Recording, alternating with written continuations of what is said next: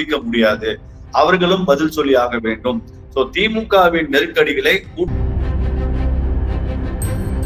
அல்லது ஒரு அவருக்குன்னு ஒரு நிச்சயமான ஒரு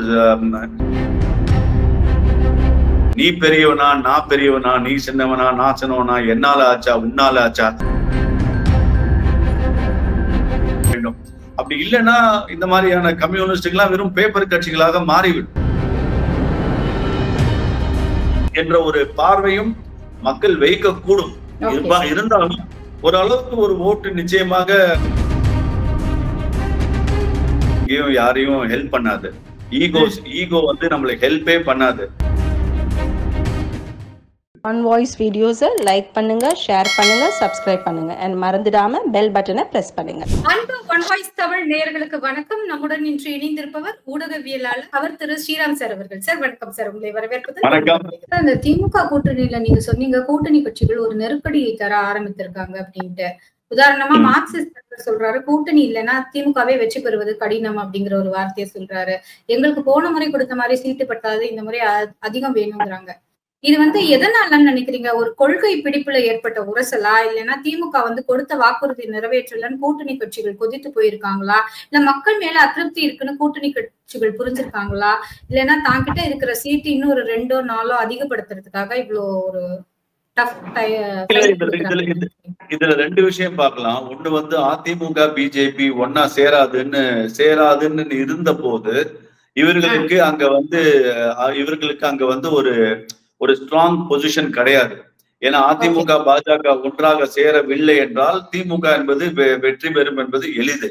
சோ அப்படி இருக்கும்போது இவர்களுடைய டிமாண்ட்ஸ் என்பது ரொம்ப அதிகமாக அங்க அவர்களால் செயலாற்ற முடியாமல் இருந்த சூழ்நிலை தான் நாங்க திமுகவுடன் இருக்கிறோம் என்ற ஒரு தோற்றத்தை கொடுத்தாங்க. மூமெண்ட் அதிமுக பாஜக சேர்ந்த உடனே களம் என்பது மாறுகிறது. களம் என்பது திமுகவுக்கு ஒரு நெருக்கடியை கொடுக்கிறது. இந்த நெருக்கடியை கொடுக்கும் போதுதான் நம்ம திருப்பி கேட்கணும், நம்மளுடைய ஓட்டின் வலிமை, நம்மளுடைய சிறு ஓட்டா இருந்தாலும் அது முக்கியத்துவம் பெறுகிறது என்று இந்த சிறிய கட்சிகள் நினைக்க ஆரம்பித்திருக்கலாம். விஜய் அவர்கள் கட்சியை ஆரம்பித்தது இன்னொரு நெருக்கடி திமுகவிற்கு. ஏன்னா அவருடைய வாக்கு வங்கி என்பது திரு சீமானையோ இல்ல திமுகவின் சிறுபான்மையர்கள் ஓட்டை தான் அவரும் குறிவைப்பதாக தெரிகிறது. இல்லை நிச்சயமாக அவரை நோக்கி இந்த வாக்குகள் சிதறலாம் என்பது நம்மளுடைய எதிர்பார்ப்பு. அது நடக்கிறதுக்கான மிகப்பெரிய சாத்தியக்கூடும் இருக்கு. சோ இந்த மாதிரியான சூழ்நிலை வரும்போது இதுதான் நமக்கான ஒரு சூழ்நிலை, நமக்கான ஒரு களம். நம்ம இப்பொழுது அதை நிலைநாட்டிக் கொள்ள வேண்டும். அப்படி இல்லைன்னா இந்த மாதிரியான கம்யூனிஸ்டுகள்லாம் வெறும் பேப்பர் கட்சிகளாக மாறிவிடும். திமுகவின் பிரச்சார பீரங்கிகளாக மாறுவார்களே தவிர தங்கள் கட்சியின் கொள்கையோ தங்கள் கட்சியின் வளர்ப்போ தங்கள் கட்சியின் எதிர்காலமோ ஒன்றுமே இல்லாமல் சிதைந்து போய்விடும். சோ அதனாலதான் இன்னைக்கு அந்த கூட்டணி கட்சிகள் என்பதை தங்களது பலத்தை காட்டுவதற்காக இதை பேச ஆரம்பித்திருக்கிறார்கள். எவ்வளவு தூரம் இவங்க இதுல சக்சஸ்ஃபுல்லா இருப்பாங்கன்னு எனக்கு தெரியல. ஏன்னா இவங்க டூ லேட்னு சொல்லுவாங்க. அவர்களுக்குன்ற இனிமே அவர்களால் திமுகவை மீறி இல்ல திமுகவுக்கு அழுத்தம் கொடுத்து அவர்களால் பெற முடியுமா என்பது எனக்கு டவுட். வேற வழி இல்லை. ஏன்னா இதுக்கு மேல அவங்களுடைய ஒரு வேல்யூ அவங்களால இனிமே அவங்க பிரதிபலிக்க முடியாது. அதிமுக பக்கமும் அவர்களால் வர முடியாது. ஏன்னா அதிமுகவை அடிமை கட்சி என்று சொன்னவர்கள் திருப்பி அதிமுக பக்கம் எங்க வந்து இங்க நிக்க முடியும்? அதிமுக போறதில்லை, அது வேற விஷயம். அவர்களுக்கும் ரோட் பிளாக். ஆனால் இந்த மாதிரியான சூழ்நிலையில் அவர்கள் caught between the devil and the deep சீன்னு சொல்லுவாங்க.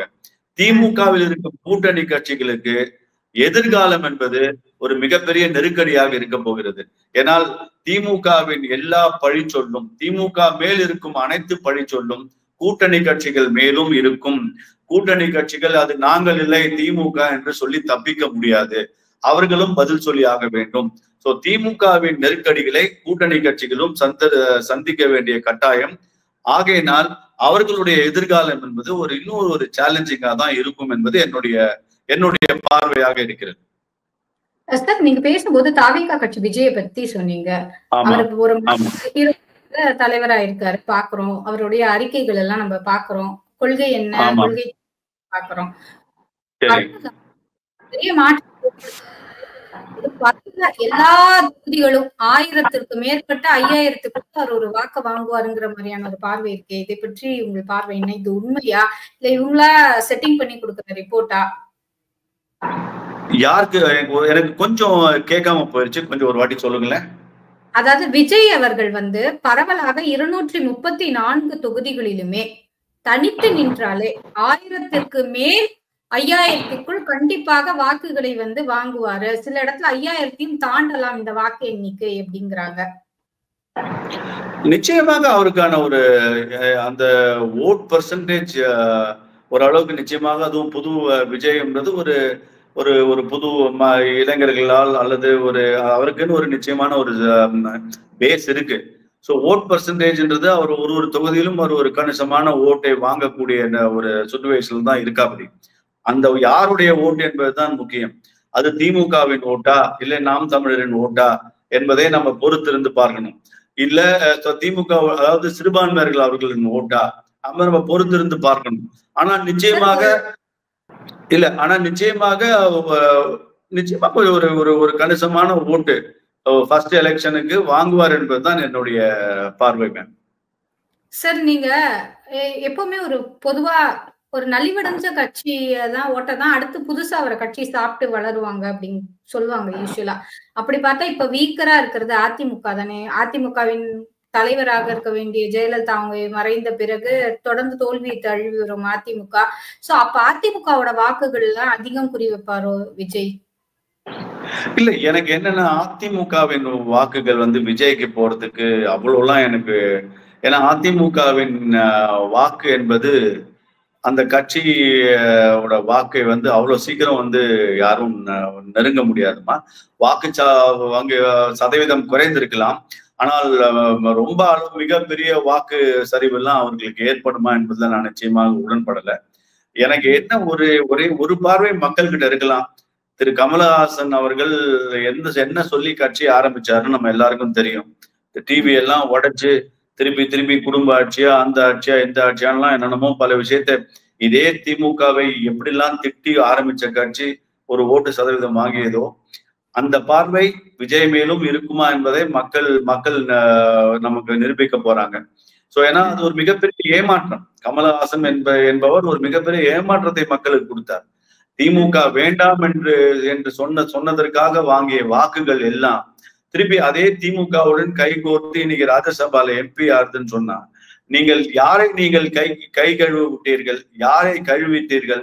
உங்களை நம்பி வாக்கு அளித்த அத்தனையோ லட்சக்கணக்கில் சில லட்சக்கு வாக்கை வாங்கியவர்.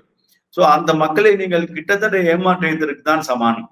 சோ இதேதான் விஜய் செய்வாரோ என்ற ஒரு பார்வையும் மக்கள் வைக்கக்கூடும். இருந்தாலும் ஓரளவுக்கு ஒரு ஓட்டு நிச்சயமாக வாங்குவார் என்பதுதான் என்னுடைய எதிர்பார்ப்பு. சரி, இறுதியாக ஒரு கேள்வி. பாஜக அதிமுக இந்த கூட்டணி வராதுன்னு நினைச்சாங்க, ஆனா வந்துடுச்சு. ஆனா கூட இந்த கூட்டணி அமைவதற்காக நிறைய காம்ப்ரமைஸ ரெண்டு சைடுலயுமே செஞ்சிருக்காங்களோ? ஏன்னா முன்னாடி இந்த கூட்டணியில ஒரு உரசலங்கும் போது அதிகமா அதிமுகவிலிருந்து பேட்டி கொடுத்தவர் பேசியவர்னு பார்த்தா முன்னாள் அமைச்சர் ஜெயக்குமார் அவர்களை சொல்லலாம். இந்த வாட்டி இந்த கூட்டணி உறுதியானதுல இருந்து அவர் வாயே திறக்கல. இந்த பக்கம் தமிழக பாஜக தலைவர் அண்ணாமலை ஒரு முன்னாள் தலைவர் அண்ணாமலை ஒரு மாற்றம் ஏற்பட்டிருக்கு. இந்த மாற்றமே இந்த கூட்டணி முடிவானதுக்கான ஒரு அத்தாட்சி தான் அப்படின்னு பாக்குறாங்க. தமிழகத்துல இன்னைக்கு பட்டி தொட்டி எல்லாம் பாஜக தெரியுதுன்னா அதுக்கு கண்டிப்பா காரணம் முன்னாள் மாநில தலைவர் அண்ணாமலை அவர்கள் தான். சோ அப்ப அண்ணாமலையை ஒரு பிரேவா யூஸ் பண்ணிதான் இந்த கூட்டணி நிச்சயிக்கப்படணும் அப்படிங்கிற ஒரு இடத்துல பாஜக தள்ளப்பட்டிருக்கா சார்? அதாவது விமர்சனங்கள் பல இருக்கலாம். அரசியல்ல ஒரு யதார்த்தத்தை புரிஞ்சுக்கணும். அரசியல் கால சூழல் எப்படி இருக்கு, அந்த கால சூழலுக்கு எப்படி எதை செய்ய வேண்டும், நமக்கு அது ரொம்ப ரொம்ப முக்கியம். அரசியல்ல ஈகோ ஒன்னும் எங்கேயும் யாரையும் ஹெல்ப் பண்ணாது. ஈகோ நம்மளை ஹெல்ப்பே பண்ணாது. அதனால நம்ம சில பிளெக்சிபிலிட்டி, சில சாக்ரிஃபைஸ் இரு தரப்பிலும் இருக்கலாம், இல்லாமலும் கூட இருக்கலாம். ஆனா கூட்டணி அன்று அறிவித்த போது அன்றைய மாநில தலைவராக இருந்தது திரு அண்ணாமலை அவர்கள் தான். அண்ணாமலை போனதுக்கு அப்புறம் கூட்டணி அனௌன்ஸ் பண்ணல. அண்ணாமலை அந்த அனௌன்ஸ் பண்ற போது அந்த மேடையில் உட்கார்ந்து கொண்டிருந்தவர் அண்ணாமலை மாநில தலைவராக உட்கார்ந்து கொண்டிருந்தார். சோ அதனால நம்ம பார்க்க முடியாது. பாஜகல மேக்சிமம் 2 முறை வரலாம் மாநில தலைவராக. ஒரு முறை வந்ததுக்கு அப்புறம் திருப்பி மீண்டும் வர வேண்டும் என்பதற்கான ஒரு கட்டாயம் கிடையாது. சோ பல விஷயங்கள் இருக்கலாம். இதை திரு அண்ணாமலை அவர்களை வைத்து பேசுபவர்கள் பேசிக் கொண்டிருக்கட்டும். எது இருந்தாலும் நம்மளுடைய லாங் டேர்ம் கோல் என்ன, நம்மளுடைய பிகர் பிக்சர், நம்மளுடைய பெரிய பிக்சர் என்ன? திமுகவை வீட்டுக்கு அனுப்ப வேண்டும். திமுகவை வீட்டுக்கு அனுப்பி இந்த நாட்டை, தமிழ்நாட்டை மக்கள் அந்த திமுகவிலிருந்து நம் மீட்டெடுக்க வேண்டும். அதற்கு நீங்க சாக்ரிஃபைஸ்ன்ற வார்த்தையை சொன்னா சொல்லுங்க. எதை வேண்டாலும் நாம் பரிசாக கொடுத்து தமிழக மக்களை இந்த இருளிலிருந்து மீட்க வேண்டும். அதுதான் முக்கியம். நீ பெரியவனா, நான் பெரியவனா, நீ சின்னவனா, நான் சின்னவனா, என்னால ஆச்சா, உன்னால ஆச்சா, அதெல்லாம் சிறுபிள்ளைத்தனம். சோ அந்த விஷயத்துல பாத்தீங்கன்னா அதிமுகவும் சரி, பாஜகவும் சரி ஒரு நல்ல ஒரு முடிவை எடுத்திருக்கிறார்கள் என்பதுதான் என்னுடைய பார்வை. இதை நம்ம கொஞ்சம் இந்த ஸ்டேஜ்ல நம்ம இதை இன்னும் வலுப்படுத்தி ஒன்றாக பயணித்து ஒன்றாக செயலாற்றி தமிழக மக்களை நம்ம மீட்டெடுக்கணும்ன்றதுதான் நம்மளுடைய லார்ஜர் பிக்கர் பிக்சராக இருக்க வேண்டும். Okay sir. சார், நிறைய விஷயங்கள் எங்களுக்கு சொல்லியிருக்கீங்க. இந்த கூட்டணி கணக்குகள் 2026 பாமகவை பற்றி மட்டும் ஒரே ஒரு கேள்வி கேட்டுக்கிறேன் சார். ரீஜனல் ஆஸ்பிரேஷன் இருக்கக்கூடிய தலைவராக இருக்கும் நிறுவனர் திரு ராமதாஸ் அவர்கள், இன்னொரு பக்கம் நேஷனல் ஆஸ்பிரேஷன் இருக்கக்கூடிய தலைவர் அன்புமணி ராமதாஸ் அவர்கள். அவர் எல்லா பேட்டி எல்லா சேனலுக்கும் கொடுக்குறாரு. கடைசியா என்ன சொல்றாரு? அவரை என் காலில் உழ சொல்லு, இந்த 2026 நான் தான் தலைவர், நான் தான் கூட்டணி எல்லாம் முடிவு பண்ணுவேன், நான் தான் செயல் தலைவர் எல்லாமே, அப்புறம் அவர் என்ன வேணா பார்த்துட்டு இருந்தேன்னா அவர் தனி கட்சியை தொடங்கட்டும் அப்படின்னு சொல்றாரு. இதை நீங்க எப்படி பாக்குறீங்க அரசியல் விமர்சகராக?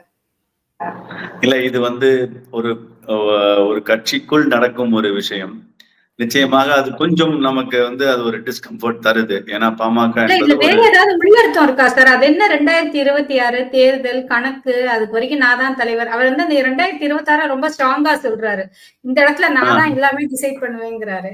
அதுக்கப்புறம் கூட நீ வச்சுக்கோ, அதெல்லாம் வேற விஷயம். ஆனா இந்த இடம் நான் தான் அப்படிங்கிறாரு. அது என்ன ஒரு பிடிவாதம், ஒரு குழந்தைத்தனம்? பாமக ரொம்ப முக்கியமான கட்சி. நிச்சயமாக அவருக்குள் இருக்கும் பல அந்த பிரச்சனைன்ற வார்த்தையை என்னால பயன்படுத்தணுமான்னு எனக்கு தெரியல.